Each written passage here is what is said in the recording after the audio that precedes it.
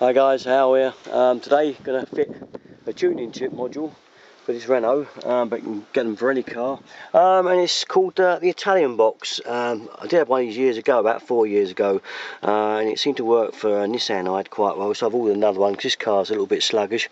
150 brake horsepower though it is, it still needs a little bit more. This is claimed to give 35 brake horsepower more, but we'll see. It works safe moderately well on the Nissan, so I decided to try another one here. They're not a bad price now. They're £49, £10 postage because that's come from Italy. So it's more or less 60 quid, but worth it if it's supposed to claim to save you petrol and give you a little bit more pep to the car. So what I'm going to do is show you how to fit it to your car, and then after that I'll get back after about a week just to tell you how it got on, and see if it did save some petrol and see if the performance increased. Okay guys and girls if you're watching, first thing is to get this cover off. We need to get this off to get underneath. This cover on this Renault literally does just pull off on those little lugs there. I don't know if you can just see down there, little lug there holding it on, and we just lift it off. So I'll put the camera down because it's only me filming, and I'll just pull it off and show what's underneath.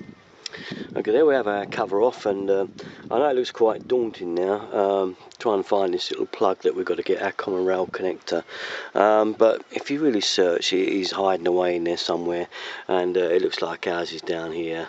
That very much looks like it, and I think that's it. So ours is going to be a little bit awkward on this Renault to get off, but that's what we've got to get off now and intercept it with our Italian box, so we'll get that off.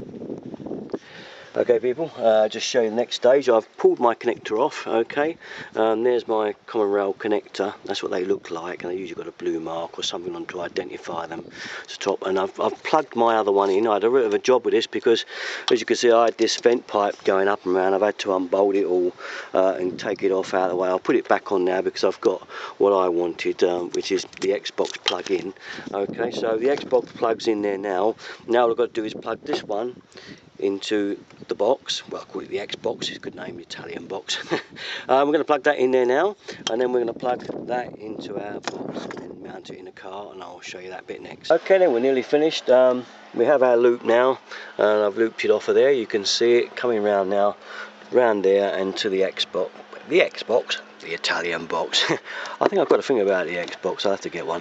Okay, now one other thing with this thing, there is a little tuning dial down there, if you can see that little white dot, and it does say to just increment it a millimetre at a time if you want more and more speed. Obviously that is probably against the cost of the use of petrol. It does say it comes factory set at the precise time, so I probably will just try it just to see how it get on a millimetre at a time. So basically this is finished. I'm just going to kind of wedge it down here and fix it up, and I should tape it up on there somewhere, so it's easy enough to get to, so I can make the adjustments. I'll probably sit it down somewhere like this, but I'll rig it out in a second. But once that's done, basically that's the thing fitted. Now the next video will be a week's time after I've had this in, for over a week, give it a good long test and a go out. So I'll be back with you. It will be a week for me to tell you how the old Italian box got on in its performance.